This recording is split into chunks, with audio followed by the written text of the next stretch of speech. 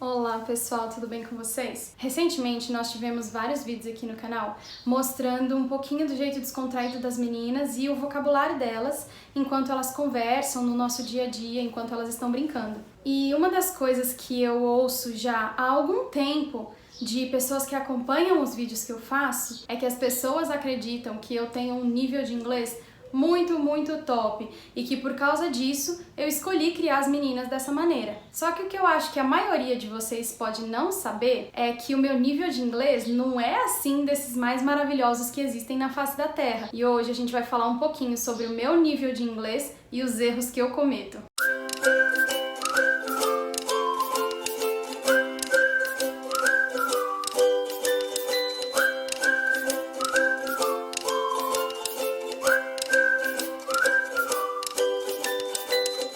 Let's talk about sign language. Look, can I put in you? Esses aí são apenas alguns dos erros que eu cometo no nosso dia a dia com as meninas. E acreditem, existem muitos deles que eu não filmo e não mostro aqui pra vocês. Mas ainda assim, mesmo cometendo todos esses erros, a gente optou por essa criação bilíngue e como o meu nível de inglês é mais avançado do que o nível de inglês do Wallace, isso tinha que partir de mim. Então vamos lá, vamos falar um pouquinho sobre qual é esse meu nível de inglês, que algumas pessoas acreditam que seja o mais top de todos os tempos. Isso é só ilusão, tá, gente? Na verdade, eu aprendi inglês por volta dos 15 anos, mas até então foi assistindo seriado, com a ajuda de um primo meu que também sabia na época e me ensinou algumas coisas mais básicas. Por isso, durante muito tempo, eu acabei treinando o meu listening, que é o ouvir. Então eu entendia bastante coisa, não me considerava fluente, nem com nível avançado de inglês, mas eu entendia bastante, só que eu não falava nada. Qualquer coisa que pedissem pra eu falar, eu não conseguia, eu travava totalmente. Isso mudou, obviamente, quando nós nos mudamos do Brasil, porque o Wallace não falava nada e lá fora a gente teve que se virar através de mim. Então eu estudei muito mais, meu nível de inglês melhorou bastante, eu aprendi muitas coisas novas convivendo com o americano, só que ainda assim eu não me considerava fluente. Hoje, pra encurtar um pouquinho a história, eu já me considero fluente no inglês, mas ainda tem muita coisa que eu não sei. Não que eu tenha que saber tudo, é óbvio, a gente nunca vai saber tudo, mas tem muitas coisas que eu gostaria de saber e ainda não sei. Então, apesar de me considerar fluente no inglês, eu não acredito que eu seja fluente do jeito que eu gostaria de ser, porque tem muitas coisas que na hora de falar, muitas vezes coisas do dia a dia, a palavra não vem à minha mente, ou até mesmo eu não conheço certas expressões, ou até mesmo eu conheço algumas expressões, mas eu falo de uma maneira diferente. E aí entram alguns dos erros que eu vou citar aqui pra vocês. Assim que acabou a vinheta, vocês viram aí alguns trechinhos que eu tenho gravado em vídeo de erros que eu cometo no nosso dia a dia. E que sempre que eu percebo que eu cometi esses erros, eu volto atrás e falo da maneira correta. Isso no dia a dia, na hora que a gente tá conversando, principalmente com a criança, dando uma ordem ou querendo falar alguma coisa, muitas vezes essa interrupção, ela é ruim, porque a criança trava no assunto, né? Na hora que a gente começa a interromper e voltar atrás e repetir de um jeito diferente. Então o que acontece é que algumas vezes eu acabo deixando esses erros passarem. Todas as vezes que eu percebo, eu procuro corrigindo e colocando na minha mente para que eles não se repitam novamente. Mas como vocês devem imaginar, eles se repetem sim e com bastante frequência. Então vamos lá! Que erros são esses que eu cometo? Se eu for citar todos eles para vocês aqui, vocês não vão acreditar. Mas eu anotei alguns aqui para eu poder falar para vocês e até mesmo dar algumas dicas de como você que está interessado em aprender inglês e até mesmo ensinar para uma criança, de como é que você pode não cometer esse erro também. O primeiro deles, e que eu errava com muita frequência mesmo, é justamente o que vocês viram naquele vídeo antigo da Tina fazendo linguagem de sinais. Nesse vídeo eu convido ela para mostrar os sinais que ela conhece. E eu falo o quê?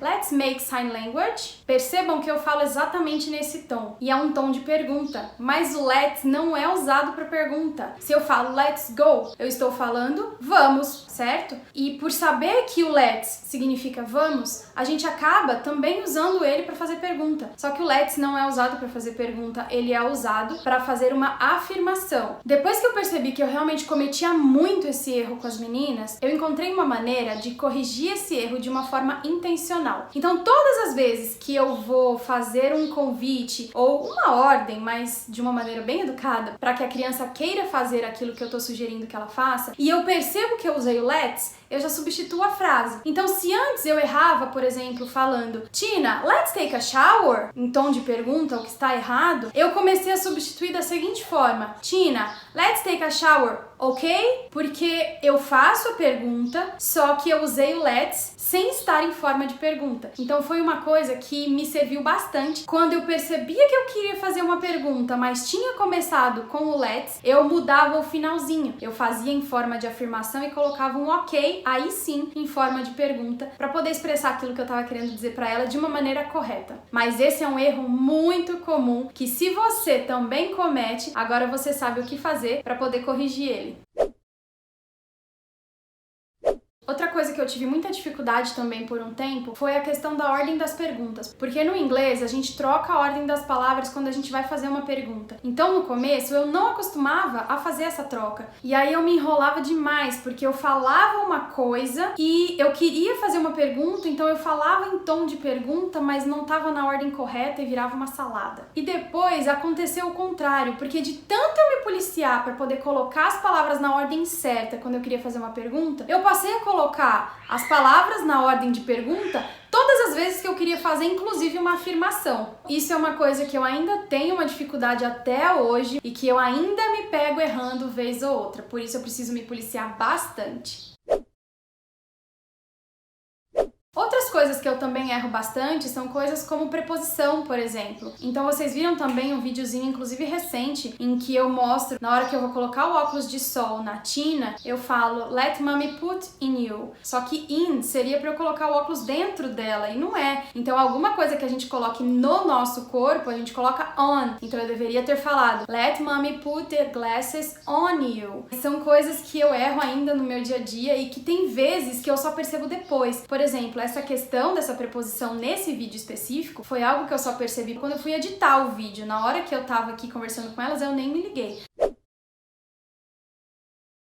Tem algumas outras coisas que eu também acabo usando ou falando de maneira errada, mas que não são necessariamente coisas erradas. Elas simplesmente não são do costume americano ou do costume daquela pessoa que tem o inglês como língua nativa. São coisas como hug mommy, kiss dodói. Essa, inclusive, já mistura o inglês e o português, mas é um assunto para um próximo vídeo. Por que eu tô falando que essas expressões ou isso que eu falo para elas, e vocês já viram em alguns vídeos eu falando, não é algo do costume de quem é nativo americano ou de quem tem o inglês como língua materna? Porque eles usam muito a expressão give mommy a kiss, give daddy a kiss, give mommy a hug. Então seria, no português, traduzindo de forma literal, dá um abraço na mamãe, dá um beijo na mamãe, dá um abraço no papai. A gente fala assim no português também? Fala, mas eu sempre gostei de falar coisas mais curtinhas para elas, assim como uma forma de carinho mesmo. Então, em português, antes de começar a falar inglês com elas, eu falava abraça a mamãe, beija a mamãe. E esse tipo de coisa eu acabei trazendo pro inglês também. Então, apesar de hug mommy não serem expressões comuns para quem fala o inglês fluente e quem tem o inglês como primeira língua, são expressões que eu particularmente uso. Não é que elas sejam erradas, elas não são a expressão que um nativo usaria, mas elas querem dizer aquilo exatamente que eu estou tentando expressar, então eu uso. Outra coisa também que já chegaram a me chamar a atenção com relação a isso foi por conta da Tina, que agora já desenvolve várias e várias frases, falar muito dela mesma na terceira pessoa. Vocês também já podem ter visto em alguns dos vídeos ela falando coisas como give to Tina, Tina will drink water, ou frases dessa natureza. E no começo eu também me preocupei um pouquinho com isso, porque a gente não tem o costume de falar dá isso pra Michelle, se eu tô falando pra dar pra mim. A gente fala, dá isso pra mim, give it to me, e não give to Michelle. Mas logo que eu comecei a me preocupar com isso, eu percebi uma coisa. Todas as vezes que a Tina perguntava pra mim, por exemplo, o que eu estava fazendo, eu falava pra ela, Mommy's doing the dishes, mamãe tá lavando a louça. Mommy's working, a mamãe tá trabalhando. Então, eu falava de mim também na terceira pessoa, usando não o meu nome, e sim o título pelo qual ela me conhece. conhece, que é mamãe. E ela associou. Ela não tem um título, ela não vai chamar ela mesma de daughter. Então ela se chama pelo nome que ela tem, que é a Tina. E ela repete e monta as frases exatamente da forma como eu fazia. E eu trouxe isso pro português, para poder interpretar, talvez, na minha cabeça, que ainda tem o português e sempre vai ter, se aquilo era normal ou não. E aí eu me peguei percebendo que é normal, porque no português eu também falaria com ela: a mamãe tá trabalhando, a mamãe tá lavando a louça, a mamãe tá lavando a roupa, a mamãe tá limpando a casa. Apesar de isso não ser algo tão comum quando a gente usa o próprio nome, é algo comum sim quando a gente usa o nosso título para o nosso filho, que é mamãe, papai, titia, vovó, vovô, enfim. Então é algo que eu tenho tentado trabalhar com ela, de ensiná-la aos poucos e com bastante carinho, né, para ela não sentir que ela está fazendo alguma coisa errada, mas ensinar ela a falar na primeira pessoa quando ela estiver falando dela. E é muito engraçado porque um exemplo que eu tenho bem básico é ela falando sobre o banheiro. Na hora que ela termina de fazer xixi, ela fala que ela vai lavar a mão. Então ela sempre falava assim: Tina is going to wash hands. E eu falei pra ela: filhinha, você pode dizer I am going to wash my hands. E ela aprendeu essa frase. Então, às vezes, ela ainda fala Tina is going to wash hands. Aí ela para: no, wait, I am going to wash my hands. Então fica muito fofinho e dá pra perceber que ela tá aprendendo bastante, mesmo quando eu cometo todos esses erros que eu cometo bastante com elas. Então é isso aí, pessoal. Eu espero que vocês tenham gostado. Eu espero que isso tenha sido mais um incentivo pra você que acha que não tem um nível de inglês lá, essas coisas, e fala: como é que eu poderia ensinar o meu filho? Ou